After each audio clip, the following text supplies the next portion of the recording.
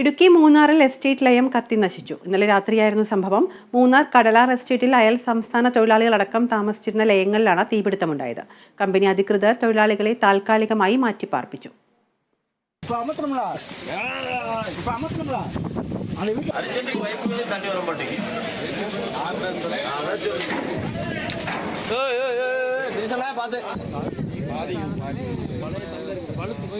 വ്യാഴാഴ്ച രാത്രിയിലായിരുന്നു സംഭവം നടന്നത്.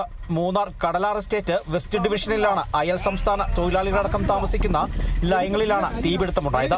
8 ലയങ്ങളിൽ 7 ലയങ്ങളും ചാമ്പലായി.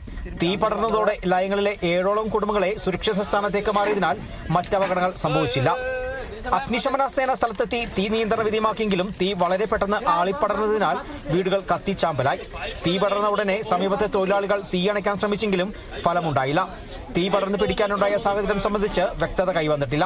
കുടുംബങ്ങളുടെ വീട്ടുസാധനങ്ങളും അഗ്നിക്കിരയായി. KDHP കമ്പനി അധികൃതരുടെ നേതൃത്വത്തിൽ താൽക്കാലികമായി തൊഴിലാളികളെ മാറ്റിപ്പാർപ്പിച്ചിട്ടുണ്ടെന്നും ആഹാരം, വസ്ത്രമടക്കമുള്ള അവശ്യ സാധനങ്ങൾ എത്തിച്ചു നൽകിയിട്ടുണ്ടെന്നും കമ്പനി അധികൃതർ പറഞ്ഞു. Kerala vision news, Idukki.